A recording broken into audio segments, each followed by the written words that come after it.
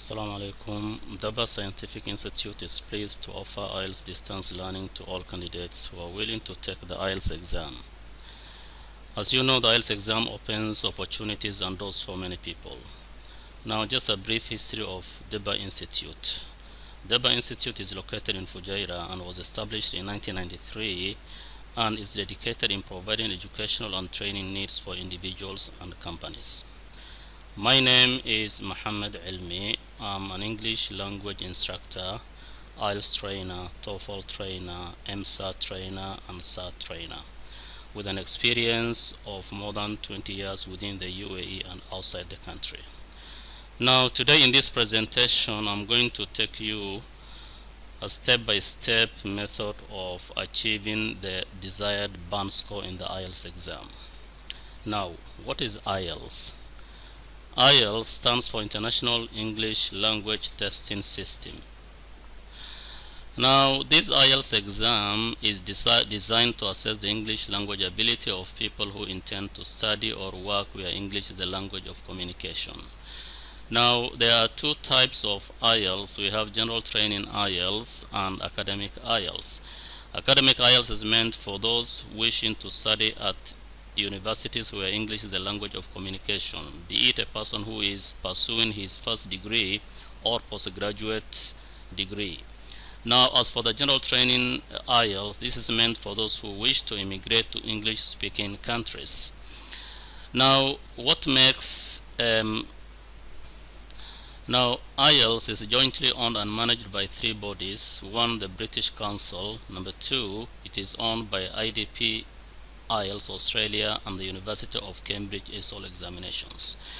Now, in this exam, you are going to be tested on 4 skills, and these are listening, reading, writing, and speaking.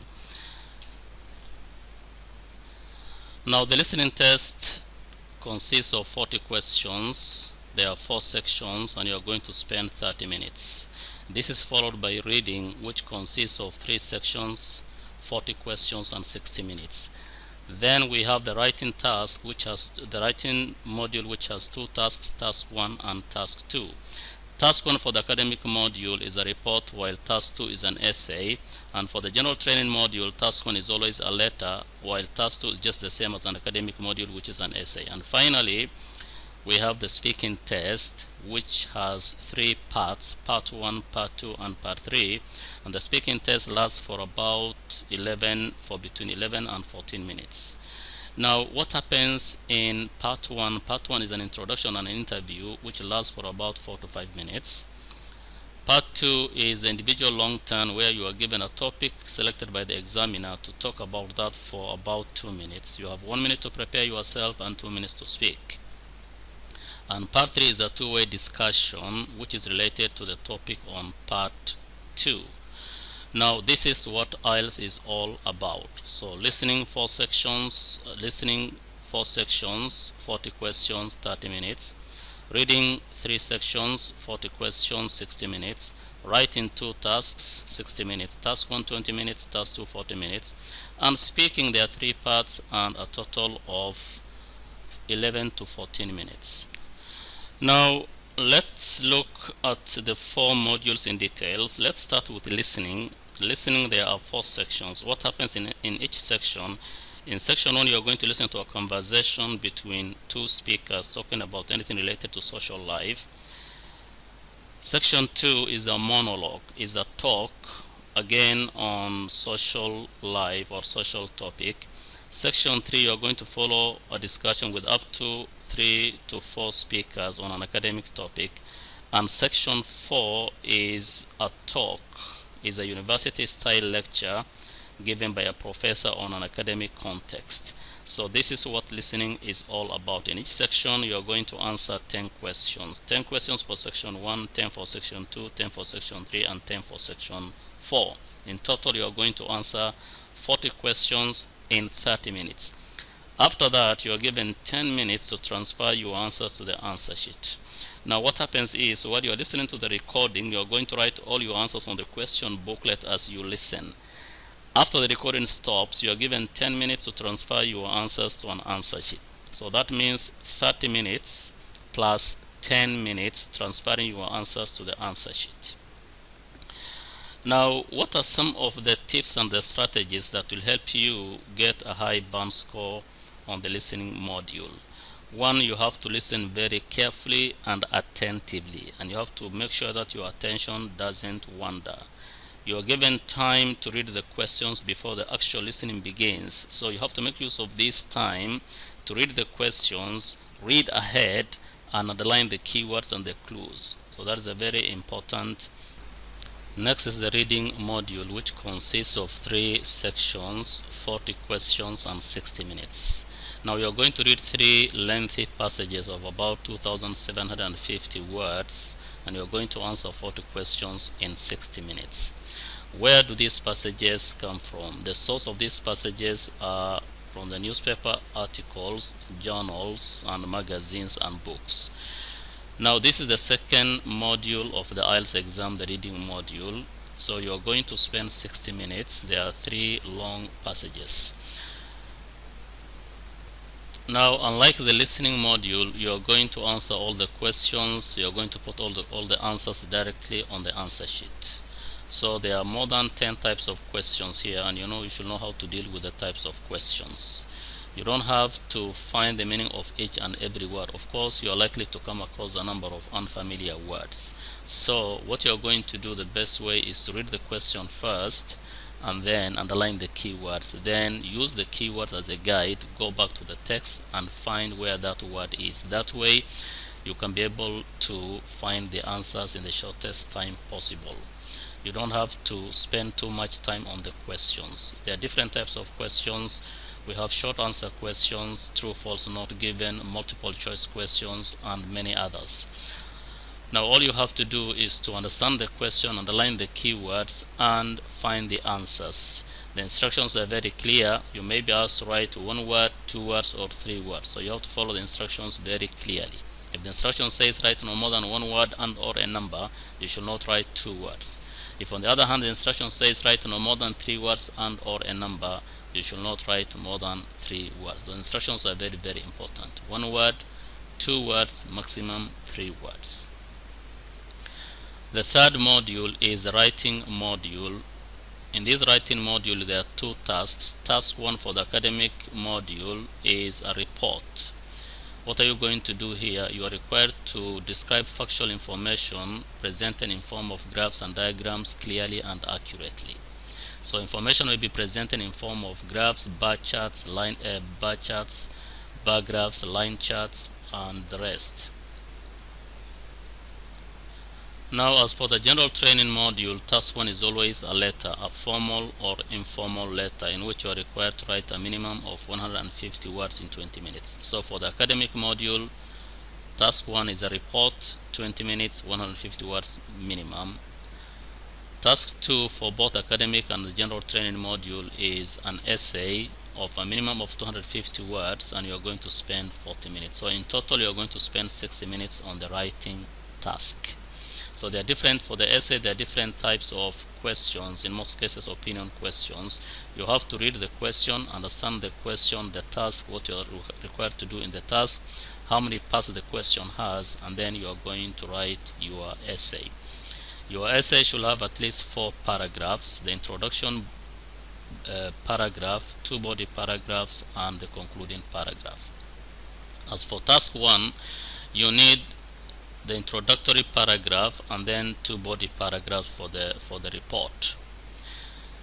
As for the speaking module, there are 3 parts: part 1, part 2, and part 3. Part 1 is always introduction and interview, where the examiner is going to introduce himself and you are expected to do the same. You are going to introduce yourself by starting with your name, your nationality, what you do, where you live. After that, they are going to ask you a few getting to know you questions. Part 2 is the individual long turn, where you are given a topic selected by the examiner. You have 1 minute to prepare yourself and 2 minutes to speak. So you're going to talk about this topic, and there are bullet points below the topic, so you're going to cover everything there. Part 3 is a discussion, is a 2-way discussion with the examiner, and they are going to ask you questions related to part 2. So the whole exercise lasts for about 11 to 14 minutes. Now here you have to speak coherently, you have to speak very confidently, don't be shy and don't panic, pronounce words correctly, because there are 4 areas of assessment here: coherence and fluency. They have to see that you are very fluent and you are coherent. They are going to see your grammar, your vocabulary, and pronunciation finally. So this is what the IELTS exam is all about. This exam is graded on what is known as band scores of between 1, which is the lowest, and 9, which is the highest. We also have half bands. For example, you may get 5, 5.5, 6, 6.5. So this is what IELTS is all about, and after you have taken the exam, your results will be available on the 13th day. On exactly the 13th day, you will get your results, and this certificate is valid for 2 years. So that means after 2 years, you have to take the exam again. So the IELTS exam has these 4 modules: the listening module, the reading module, the writing module, and the speaking module. So listening, we said 40 questions, 4 sections, 40 minutes. Reading, 3 sections, 40 questions, 60 minutes. Writing, 2 tasks, task 1 20 minutes, task 2 40 minutes, that is 1 hour, and speaking between 11 and 14 minutes. So in total, you are going to spend about 3 hours on the IELTS exam. So this is briefly about the 4 modules. Now we shall move on. Now we are going to look at the 4 modules. We are going to look at the 4 modules. Now let's look at the 4 modules in details. First, we start with the listening module. As I said, there are 4 sections, 40 questions, 30 minutes. Now sections 1 and 2 of the listening module deal with social needs. Sections 3 and 4 deal with educational and training contexts. Now in section 1, you are going to listen to a conversation between 2 speakers on a social topic. They are going to discuss something related to social life. Section 2 is a monologue, is 1 speaker set in an everyday social situation. Section 3 is a discussion with up to 4 people set in an educational or training context. This is in form of a tutorial, students and their teacher discussing an academic topic. Whereas section 4 is a talk or a lecture given by a university professor on an academic topic. Now, what are the types of questions? There are different types of listening questions. 1, we have form, table, notes, or flow chart, or even summary completion. We call these gap filling questions. We have multiple choice questions in which you are going to choose the best option from 4 options given, or sometimes you have to choose 2 options according to the instructions given. We have short answer questions, sentence completion, labeling a diagram, plan or map, classification, and matching. Now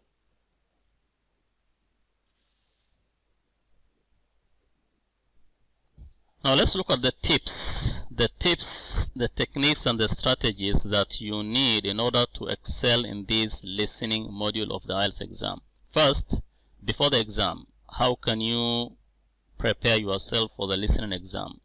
One thing you have to do is you need that exposure. In other words, you have to listen to conversations and lectures in English. That is before the exam. And this one needs practice. Now, during the exam, what are the tips that you need? We are going to discuss this one by one. Number 1, you have to read the instructions very carefully. See, at the beginning of the exam, you'll be presented with both the question booklet containing all the 40 questions and a separate answer sheet. Now, while the recording is going on, you're going to write all your answers on the question booklet. You're going to write all your answers on the question booklet as you listen to the recording, and that one will take 30 minutes. After you have finished and the recording has stopped, you are given 10 minutes to transfer all your answers from the question booklet to the answer sheet, and that one is going to take 10 minutes. Now, let me take you through the tips and the strategies that you need for the listening test. The most important one, the first one, is reading the instructions. You have to read the instructions carefully because there are different instructions for different questions. For some questions, the instruction may say write no more than 2 words and or a number. That means you can write 1 word, you can write 2 words, but you cannot write more than 2 words. If the instruction says write no more than 3 words and or a number, then you can write 1 word, you can write 2 words, you can write 3 words, but not more than that. So reading the instruction is very, very important in any exam. Before you attempt any question, make sure you read the instructions and you understand what you are supposed to do in each of the questions.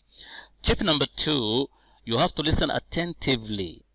Listen attentively. You have 30 minutes to answer 40 questions. So listen attentively. Don't let your attention wander. Focus. Tip number 3, the recording is played once only. There are no repeats in this exam. So you are going to listen once only. So you have to bear that in mind. Another tip is you are given some time to read the questions before you start listening. Make use of this time. Make use of the time given to read the questions for that section. Always, before the recording begins, you are given time to read the questions for that part. You may be asked to answer questions 1 to 5 or questions 1 to 6. And then there will be a pause. So make use of that time to read the questions for that section before the recording begins. Because once the recording begins, then you have to stop reading and start writing your answers. So it's very, very important. Make use of the time given to read the questions for the section. Read the questions carefully and underline the keywords. This is very, very important in the IELTS exam. Keywords and clues are very important. So as you read the questions, underline the keywords and the clues. What are these keywords? These keywords can be nouns, can be adjectives, can be numbers. So as you read the question, try to underline the key word. This is going to be easier for you, and you just listen out for the answer to that question. The second tip is, or the next tip, don't read slowly, as you will stop reading once the recording begins. So when you are given that time to read the questions, don't read slowly. Read quickly. You have about 1 minute or even 2 minutes. Another tip is listen for 2 answers at the same time. Listen for 2 answers at the same time. Why am I saying this? Let's say you are doing question number 5, and when the speakers, remember this is just a conversation with a person giving a talk. So as you listen, as you are busily writing your answer to number 5, the speakers may give the answer to number 6 immediately after number 5. So that's why it's very important to listen for 2 answers at the same time. Now keep listening while writing your answers also. Keep listening, because while you are writing the answer to number 3, you have to keep listening, so that if you hear the answer to number 4, you can be able to use shorthand and write the answer to number 4 so that you don't miss anything. The other important tip is keep listening to the end of the statement. Keep listening to the end of the statement. Sometimes you may hear a word which you think is the answer. Yes, you may have written that word, but keep listening up to the end of the statement, just in case you hear the answer at the end of the statement. So this is very, very important. Another important tip is keep listening for clarification or a change of mind. In most cases, the speakers say something and then immediately change their mind, especially when given telephone numbers. So you have to be aware of this.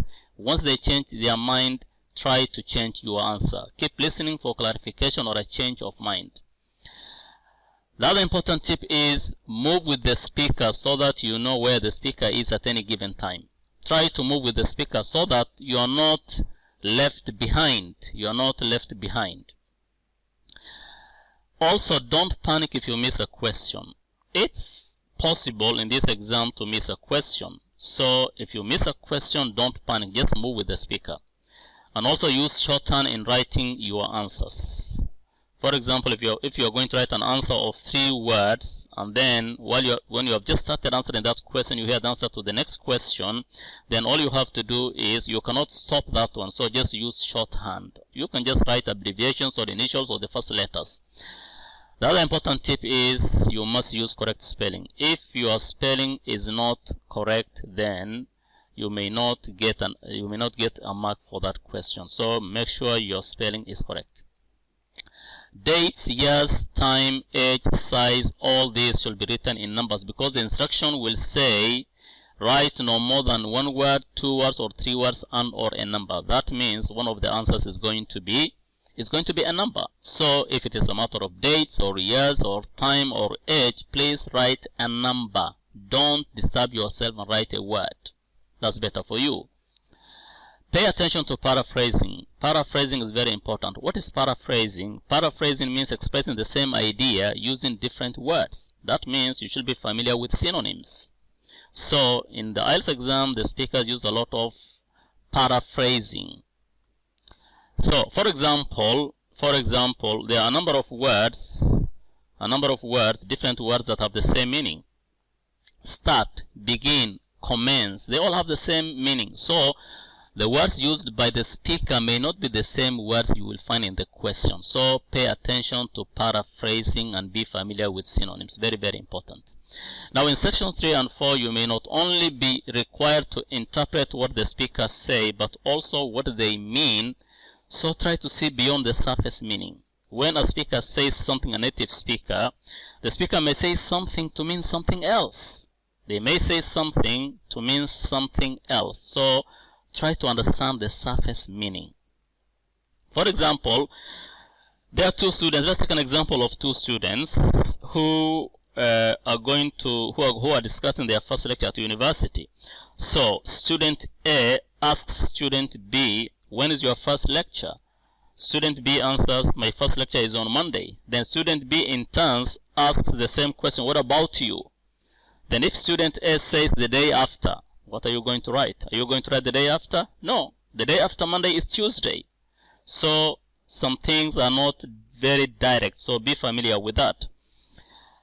Make sure your writing is legible. When you write your answers, when you put your answers in the answer sheet, make sure your writing is legible. That means your answer is clear and can be read. If your answer is not legible, then you may not, the examiner may not be able to understand what you have written, and this way you may miss a mark. Now at the end, you are given 10 minutes to transfer your answers to the answer sheet. What are you going to do? Transfer your answers to the correct number on the answer sheet. Transfer the questions you have answered correctly first. If there are any questions that you were not able to answer, then after you have answered the correct answers, you can be able to guess. Now this is a sample of section 1 IELTS exam. As you can see, in most cases they give an example at the beginning. So first name is Kirsty. Now if you look at the other information, the surname is given Allen. Now question number 1 is the address. So the address, something is missing there. Then we have Windham Road, Richmond. So you know this is an address. It may be street number or block number or whatever. So you have to listen out for that. Now number 2, postcode. Postcode, especially in Britain and other countries, they use postcode. So this postcode, these are letters and numbers. So this is what you are going to listen out for. Now as you can see, home telephone number is given. So question number 3, you are going to write the mobile number. Then question number 4 is the flight number. Question number 5 is the seat number. So in all these, that is questions 3, question 4 and question 5, you are going to write a number. So don't disturb yourself writing a word. And now let's consider the reading module. As I said earlier, the reading module consists of 3 sections, 40 questions and 60 minutes.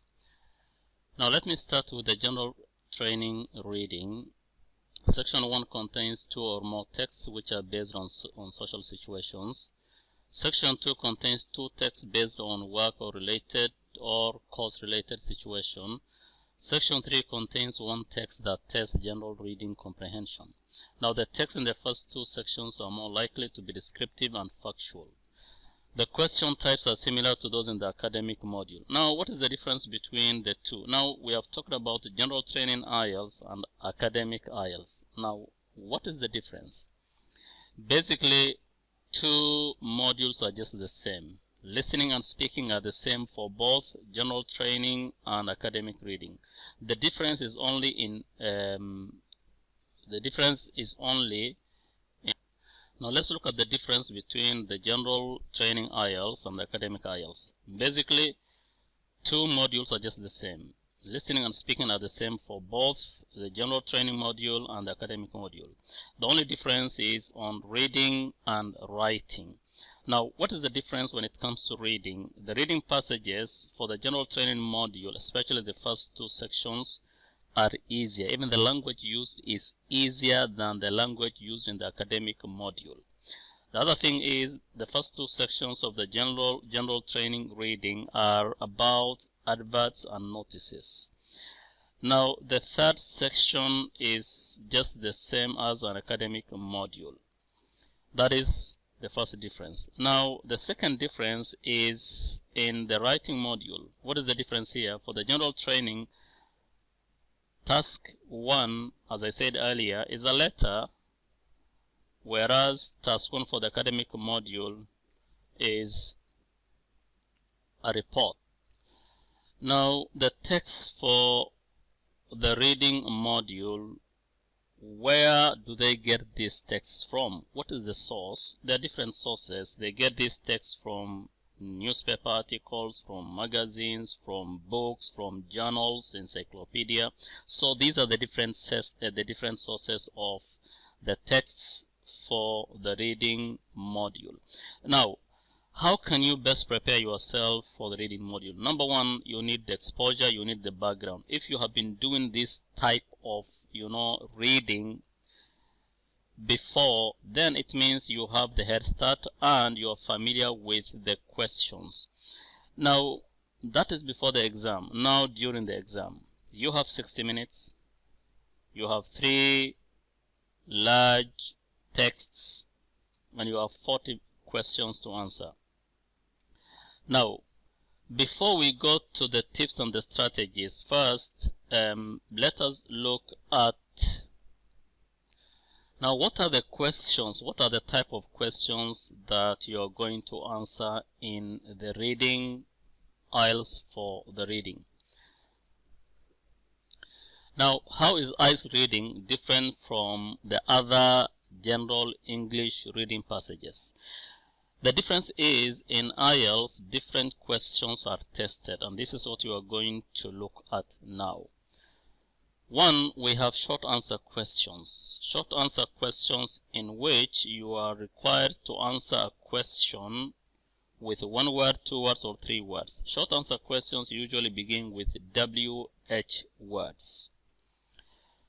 Then we have sentence completion, where you are given some sentences are extracted from the text and you are asked to complete the sentences with 1 word, 2 words, or 3 words from the passage. We have completing notes, completing a summary, completing a diagram, flow chart, completing a table. We have classification questions, matching questions. We have multiple choice questions, identification of writers' views, attitudes, and claims. These ones come in form of true, false, not given, yes, no, not given. Also finding information in paragraphs, and finally choosing headings for paragraphs.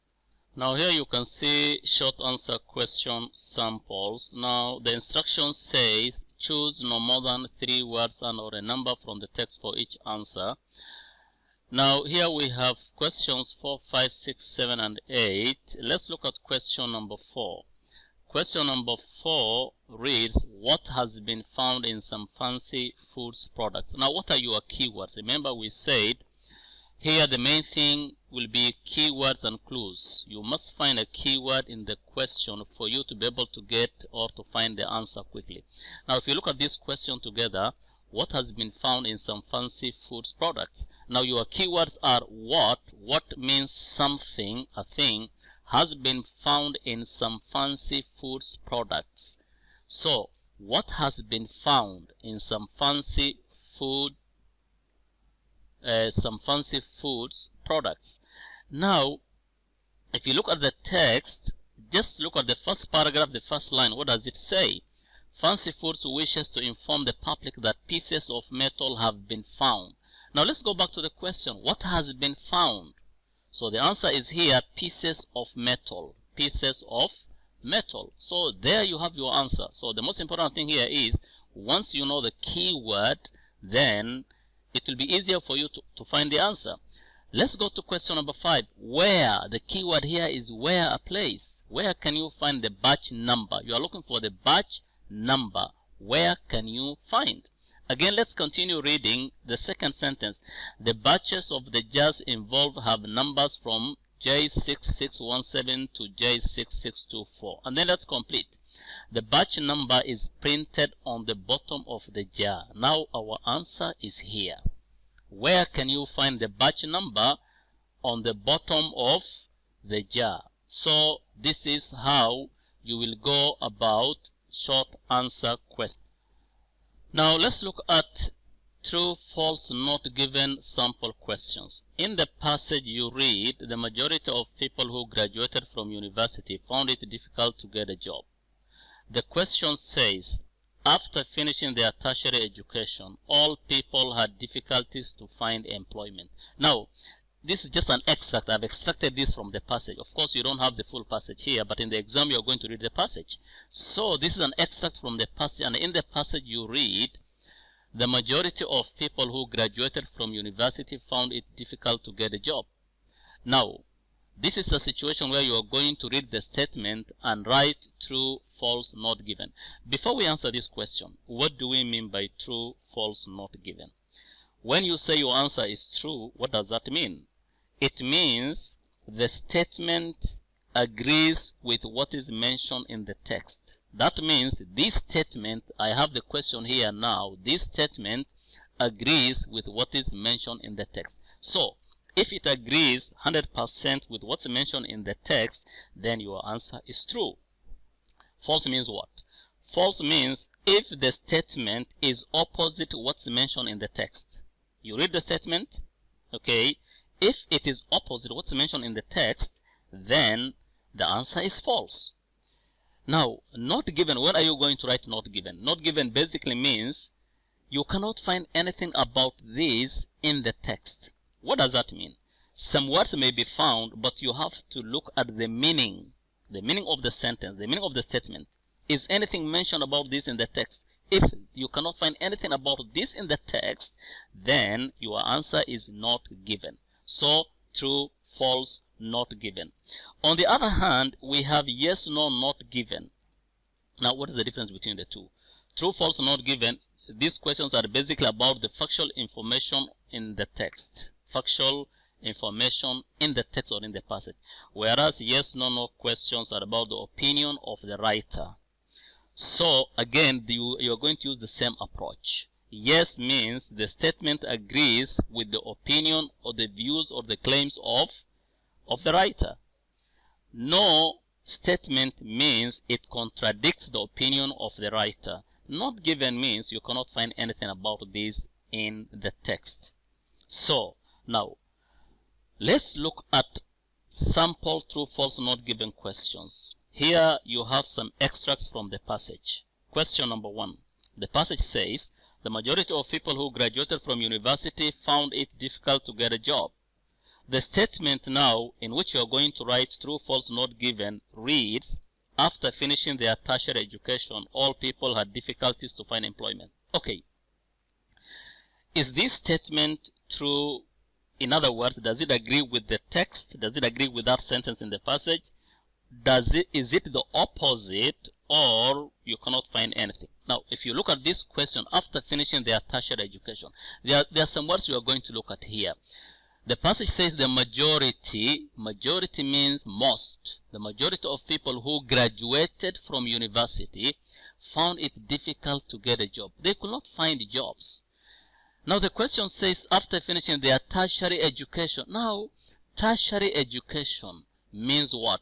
This is any education obtained after grade 12, college and university. Then all people had difficulties to find employment. Again here you can find words which mean the same synonyms. Employment means job. Tertiary education means university education. So let's go back to the question now. After finishing their tertiary education, all people had difficulties to find employment. What do you think? What is your opinion? Is this statement true, false, or not given? Now, this statement is false. It's opposite what has been mentioned in the text. Whereas in the text they say the majority, the word is majority. Here it says all, which is the opposite. Therefore, this question, the answer is false.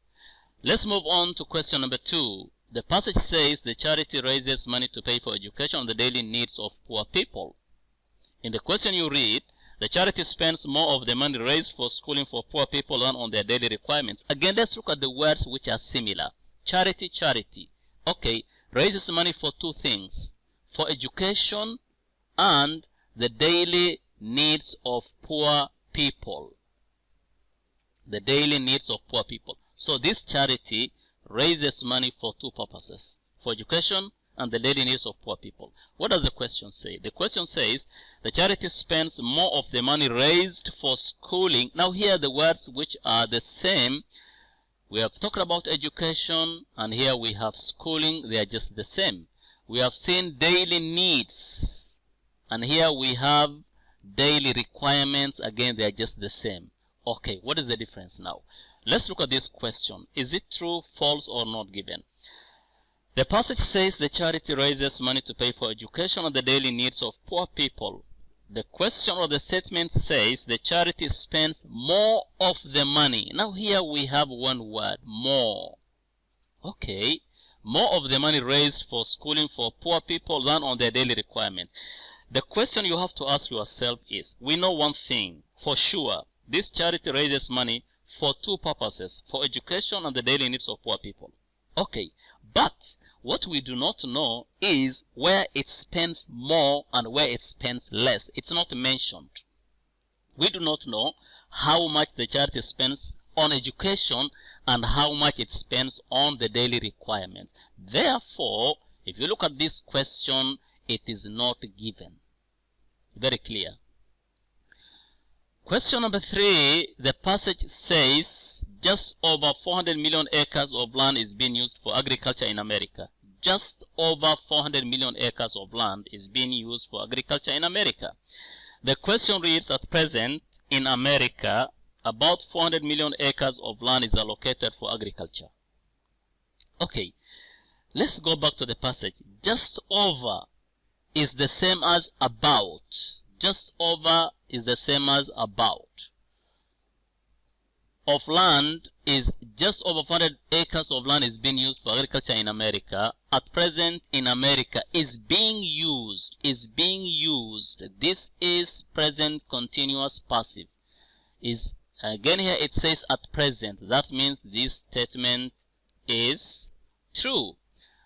The last question here. By the second half of the 17th century, coffee had found its way to Europe.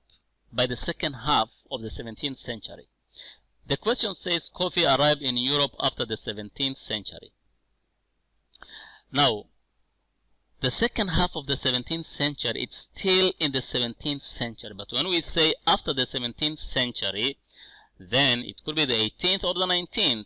That means this statement is false. Now let me take you through the reading strategies. You need two skills or two strategies, skimming and scanning. Skimming basically means running your eyes through the text fairly quickly. That is what skimming is all about. We can use this when you want to find, you know, when you want to find. Now there are two methods we use when it comes to reading, skimming and scanning. Skimming basically means running your eyes through the text fairly quickly. Whereas scanning means, you know, when you want to... Now let's look at the two methods that we use when we read passages. We use skimming and scanning. Reading the text quickly to find the main idea or information, that is scanning basically. Scanning, you are looking for specific ideas. You are looking for specific ideas, specific words. So words, names, or even numbers, these ones you can scan for. Now we talked about paraphrasing. Paraphrasing basically means expressing the same idea using different words. You have to be familiar with synonyms, i.e. different words with the same meaning. Quite often the examiners will paraphrase most of the questions. So here, even, you know, when we were dealing with listening, we talked about paraphrasing. The same case applies in reading. So the examiner, quite often the examiners will paraphrase most of the questions. So you have to be familiar with synonyms. The same words used in the text may not be the same words you will find in the questions. So this is very, very important. Paraphrasing is always there. As you go through the text and come across words, just ponder for a while and ask yourself if there is another word with the same meaning as the one you have just read. This is very, very important. As you read the text, whenever you come across a word, a new word, just ask yourself, is there any other word that means the same as this? Because you may find that word in the question. It's very important. The other thing we said is to focus on keywords and clues. Remember, reading is not very easy. Reading is the most difficult module of the IELTS exam, and most candidates, you know, find it difficult. Partly because of the time constraint, because you have 60 minutes. So, but if you just focus on this, if you focus on keywords and clues, then you can be able to get most of it.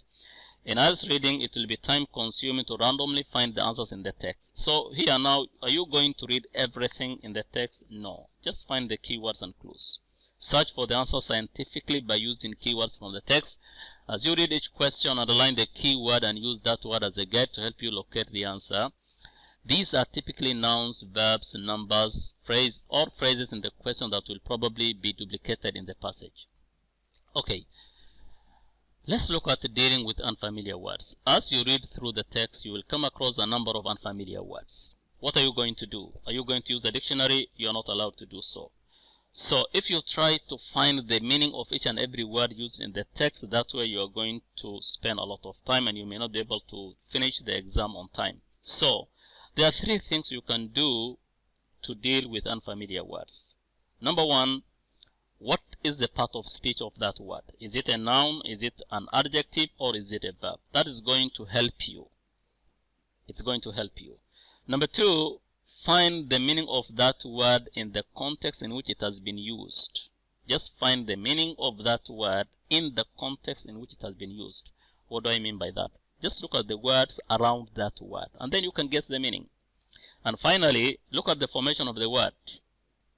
Look at the formation. Sometimes some words are formed with two parts, or the word may have two parts. So you can be able to guess just one part, and then you can be able to understand the question.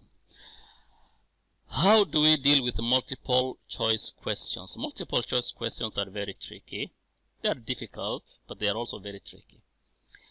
Now, here are some of the tips. Read the question carefully and underline any keywords. Read the question very carefully. Underline any keywords. So keywords are very, very important in IELTS. Underline the keyword. This keyword may be a noun, a verb, or an adjective.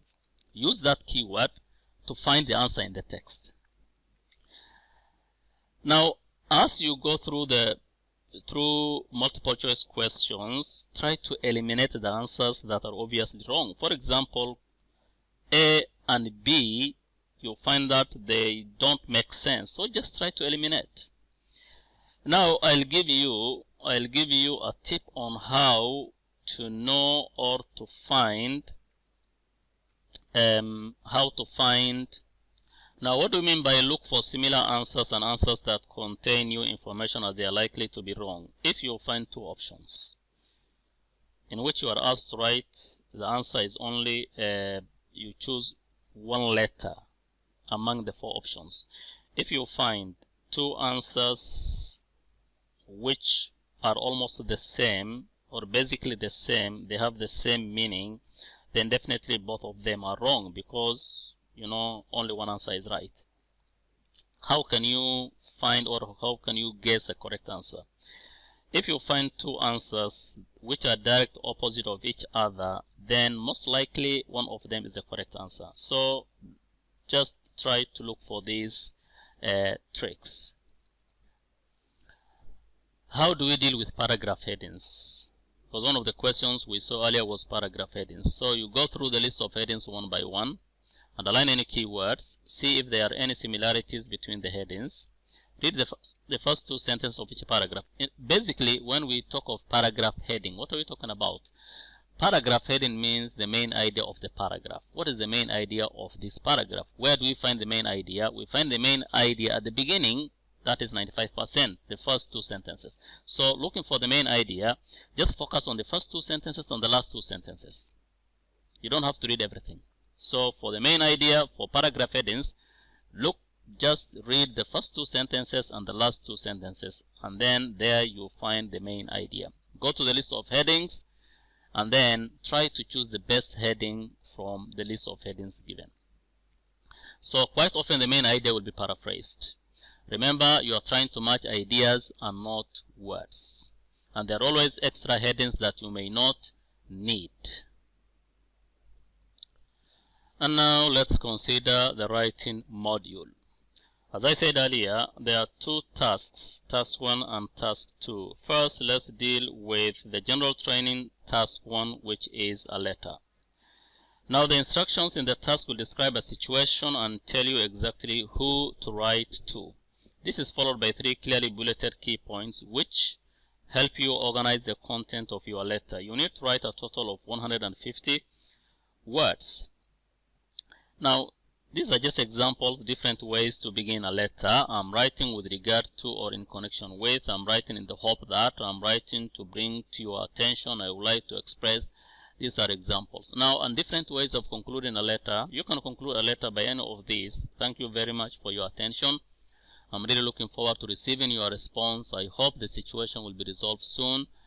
I await your prompt service. Please respond at the earliest convenience. Hope to hear from you very soon. I look forward to hearing from you. So these are the different ways of concluding.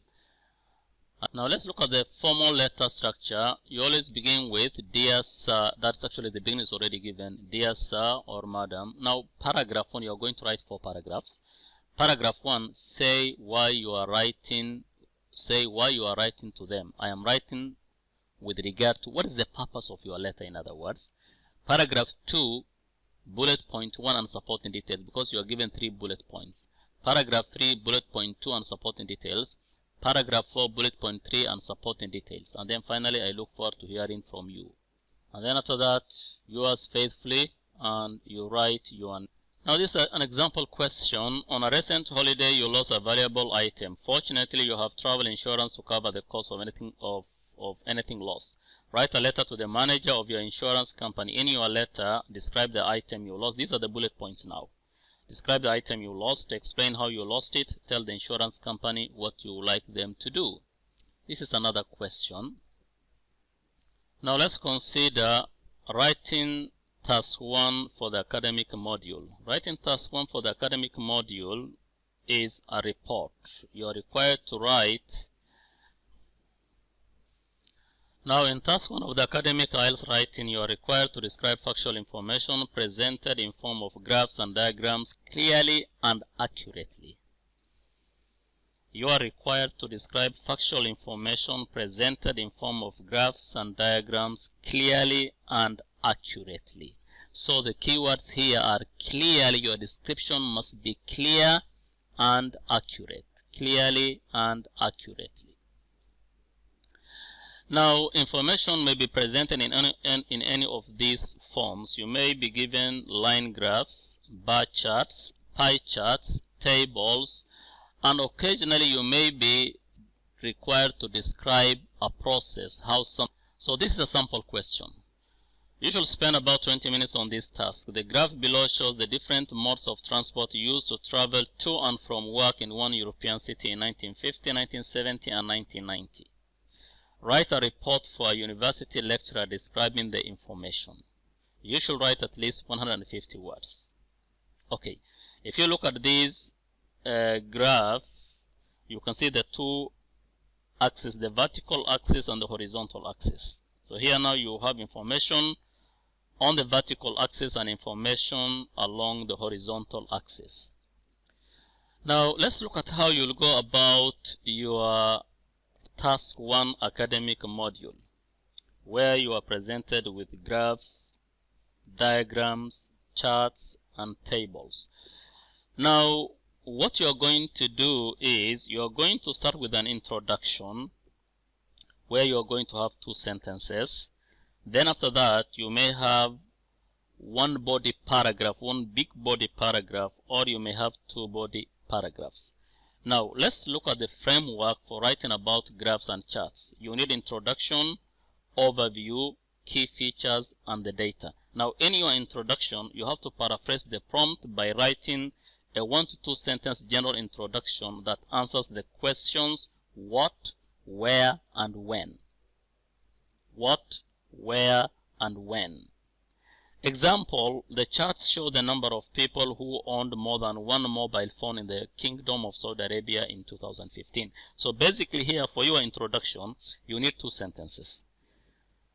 The first sentence you just get from the question, you paraphrase the question, and that should answer what, where and when. Then after that you need to write your overview. So what is an overview? An overview is a summary of the main features or the trends. So this is an example of an overview. Write a 1 to 2 sentence overview that summarizes what the main features or trends are. Use words like increasing, decreasing for a range of dates, or more or less for one point in time.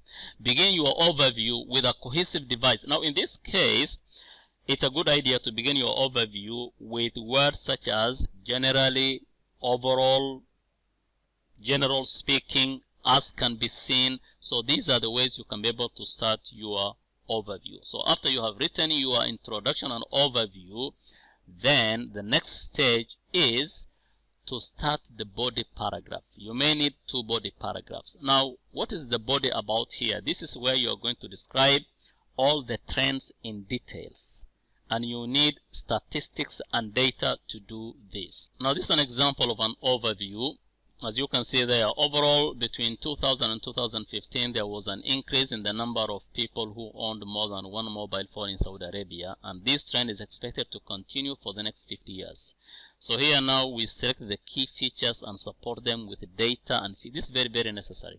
Once you begin your body, then you have to use statistics and data. Select the 4 to 5 most important features. Be selective. Don't write about minor details because you'll be repeating yourself.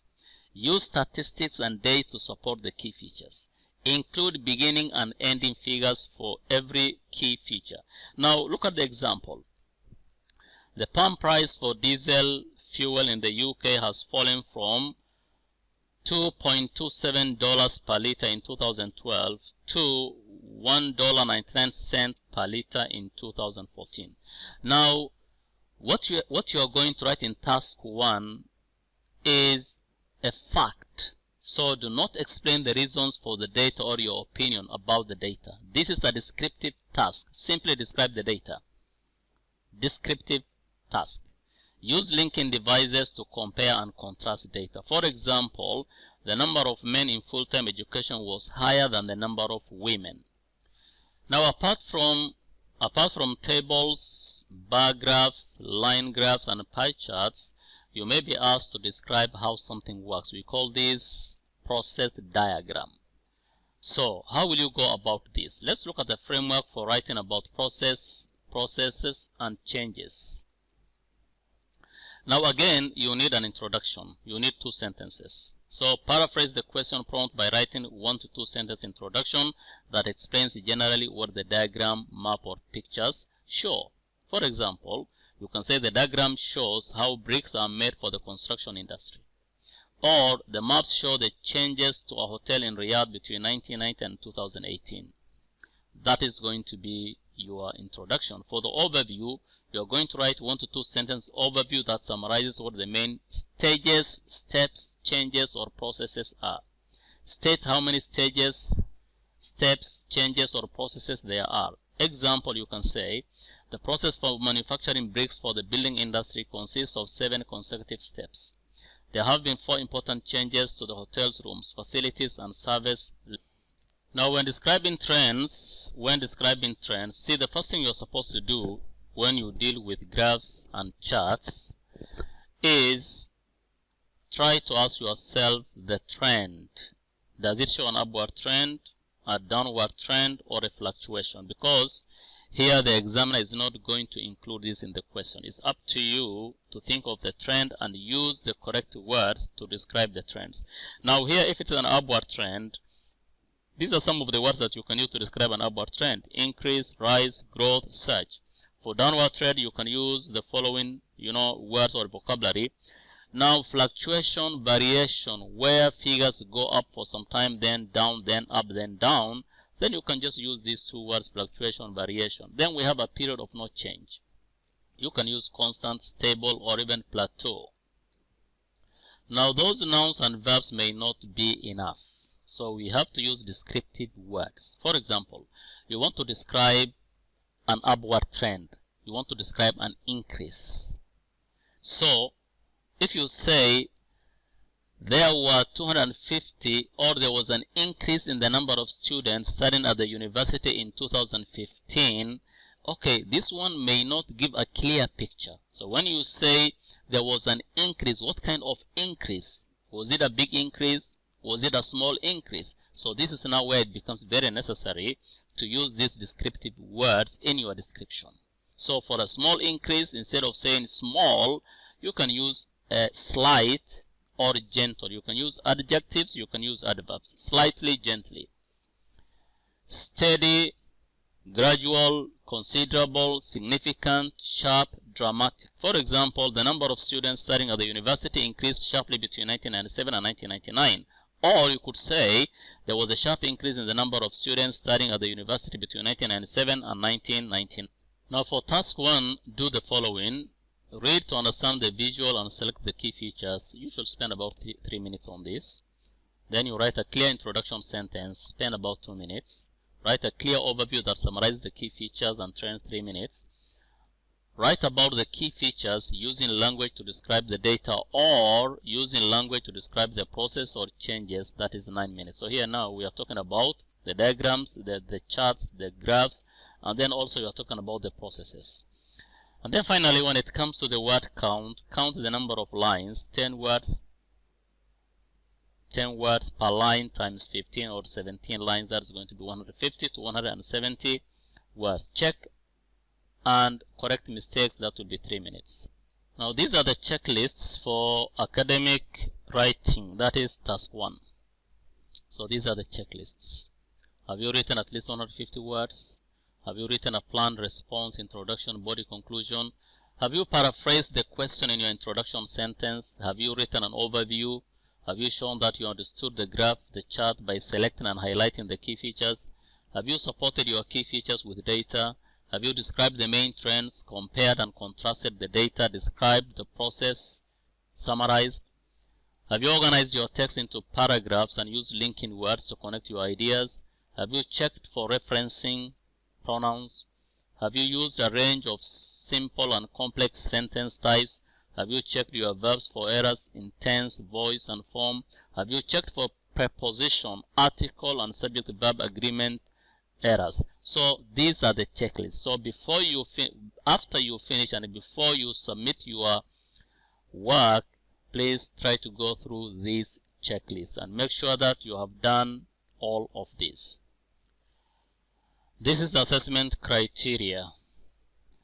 Remember, writing is not the same as reading and listening. Reading and listening, they are definite, they are correct answers and incorrect answers. But for writing, these are the 4 areas that they are going to use to assess your writing. Task achievement, coherence and cohesion, lexical resource, and grammatical range and accuracy. So these are the 4 areas that the examiners are going to assess in order to give you the band score that you deserve. Let's now consider task 2. Task 2 is always an essay. In most cases, it is an opinion essay where you are given a question which may have 2 or 3 parts, and then you are asked to write an essay, an opinion essay of about 250 words minimum. Let's now consider task 2 of the writing module. Now, task 2 is always an essay for both the general training and the academic module.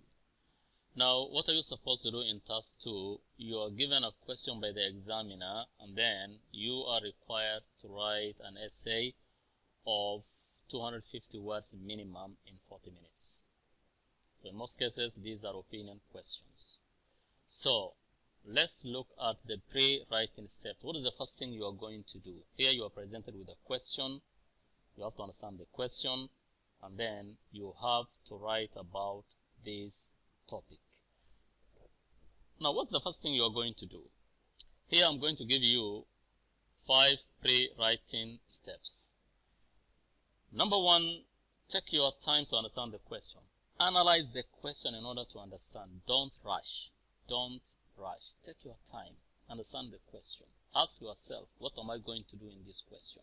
Look at the different parts of the question. The question has a number of parts. How many parts does the question have? Now, number 2, brainstorm for ideas. You know, as you go through the question, many ideas will come to your mind about this topic. So try to brainstorm. Generate as many ideas as possible. The third step is planning stage. Try to plan your essay. Start with an introduction, body, and conclusion. Now, how long or how many paragraphs should a good essay have? A good essay should have at least 4 paragraphs. Introduction paragraph, 2 body paragraphs, and a concluding paragraph. So you need at least 4 paragraphs. Sometimes you may have even 5 paragraphs depending on the question. The fourth stage now is where you are going to turn your ideas into writing. You are going to write your essay. And after you have finished writing your essay, allow yourself a few minutes, about 3 minutes, to go through your work. So this is called the proofreading stage, so that you can be able to correct any mistakes you have made. So how do you go about it? For the introduction, you need 2 sentences. First, you need the background information. What do I mean by background information? You get this from the question. You paraphrase the question in your own words, and then you write. That is your first sentence. Now, the second sentence is what is generally referred to as the second sentence is where you're going to provide thesis statement. In other words, now, as you write your introduction, you introduce the topic, state your position clearly. So this is now where you are going to state your position, and then say what your main ideas are going to be. After you have finished your introduction, then you come to the body. Here you may have 2 body paragraphs or 3 body paragraphs. Now write your supporting paragraphs, and you are going to begin each paragraph with a topic sentence. So topic sentence, and then you have support or supporting details. After you have given the topic sentence, try to give supporting details A, B, C in this manner. Paragraph 2 topic sentence, support A, B, C. Paragraph 3 topic sentence, support A, B, C. So in each paragraph, the first paragraph, that is after the introduction, what is the topic sentence, and then what are the supporting details. The second paragraph, what is the topic sentence? Begin with the topic sentence and then give the supporting details. If you are going to have a third paragraph, you do the same. The topic sentence and the support. So after you have finished your body, then it's time for you to write your conclusion. So writing your conclusion, just summarize the main points of the essay. State again what your position is. Now these are some of the useful phrases to start your conclusion. You can start your conclusion by saying in conclusion, to conclude, to summarize, to sum up in the final analysis. And once you have finished your essay, then you check your work. spend a few minutes at the end checking your grammar and spelling very carefully. And then finally you have the word count. Now here are some of the checklists for the introduction, the body, and the conclusion. For the introduction, are the subject of the task and the writer's position clear? This is what the examiners are going to look for. Have you repeated the rubric or used your own words? In other words, now the words provided. Have you just repeated that or the main idea given, or you have used your own words? Because here we said try to paraphrase the question. Don't copy paste. Okay, when you come to the main body, does the main body support the task, rubric, and follow on logically from the introduction? Does each paragraph contain a single topic? Does each paragraph have a topic sentence? Are there supporting statements and evidence in each paragraph? Are all the points in the main idea covered? And then for the conclusion, does the conclusion highlight your position? Does it summarize the main points of the essay or the task? Have you made sure that no new ideas are introduced in the conclusion? Let's look at some questions. Agree, disagree. This is a sample question. You should spend about 40 minutes on this task. Write about the following topic. Children who are brought up in families that do not have large amounts of money are better prepared to deal with problems of adult life than children brought up by wealthy parents. To what extent do you agree with this opinion? Now, another question, advantages and disadvantages. International tourism has brought enormous benefit to many places. At the same time, there is concern about the impact on local inhabitants and the environment. Do the advantages of international tourism outweigh the disadvantages? Do the disadvantages of international tourism outweigh the advantages? Now let's look at this question. International tourism has brought enormous benefit. It has brought enormous benefit, huge benefit to many places. At the same time, there is concern about the impact on local inhabitants. There is concern about the impact on local inhabitants. Okay. There is concern about the impact on local inhabitants and the environment. Do the disadvantages of international tourism outweigh the advantages? Give reasons for your answer and include any relevant examples from your own knowledge or experience. So these are the types of questions that you may face. So if you look at this question, international tourism has enormous benefit to many places. So what are the benefits? You are going to discuss the benefits of international tourism. For example, a source of income, source of employment, development. You can talk about all these things. At the same time, there is concern about the impact, the effect on local inhabitants and the environment. Okay, what are the effects on local inhabitants? The local inhabitants, how are they going to be impacted? How are they going to be affected by tourists or tourist activities? What about the environment? After you have discussed this, then the question is, do the disadvantages of international tourism outweigh the advantages? In other words, are the disadvantages more than the advantages? This is basically what the question is all about. So, by talking about all this, you can be able to decide now whether the disadvantages are more than the advantages, or whether you feel, yes, tourism, there is this concern about the impact on local inhabitants, but still I believe the advantages are more than the disadvantages. It's up to you. So this is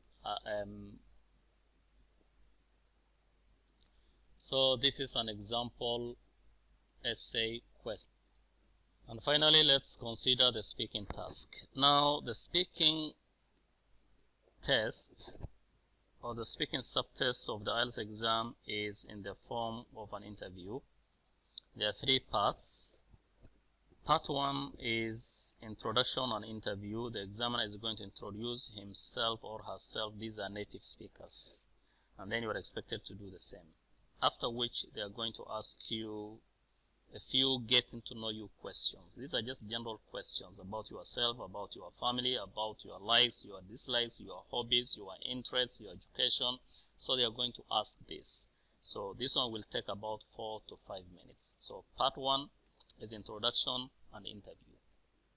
The examiner is going to introduce himself or herself, and then you are expected to do the same. After that, they are going to ask you general questions of general interest. So this one takes 4 to 5 minutes. Part 2 is the student's long turn, or the individual long turn. What happens here is you are given a topic selected by the examiner to talk about. You have 1 minute to prepare yourself and 2 minutes to speak. So again, these are topics of general interest. They are not going to ask you to talk about a very difficult topic that requires a research. No, these topics are of general interest. So you have 1 minute to prepare yourself. If you want to write something down, you are given pen and paper. So you can write something. Just 1 minute. And then when you are ready, you are going to speak for 2 minutes. After that, you move on to part 3. Part 3 is a two-way discussion, and this discussion is related to the topic in part 2. So the examiner is going to engage you in, in questions, two-way discussion. They are going to ask you questions, and then you are going to answer.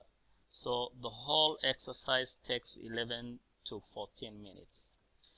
Now, in most cases, this is the last, module of the IELTS exam, the speaking module. So the order is listening, reading, writing, and speaking. But occasionally, the speaking exam may be brought forward. That means it may be conducted a day or 2 earlier. Now, what do you need in order to excel in this speaking test? See, this is just speaking. The aim of the speaking test is just to see that you are able to communicate in English effectively. In other words, they just want to see that you are able to express yourself in English. Just that. So, now before the exam, you need to practice a lot. If you have been using the language in your day-to-day communication, then already you have the head start and it's not going to be difficult for you. It's just a matter of practice. So speaking is just practice. Now, what are some of the tips? There are a number of tips which are very important. First and foremost, you have to show confidence. You have to speak with confidence. Speak confidently. Speak clearly. Speak coherently. Don't be shy. Don't panic. So that is the most important tip. Now, the other tips which are very important are the following. Don't give short answers. Just give or avoid a one-word answer.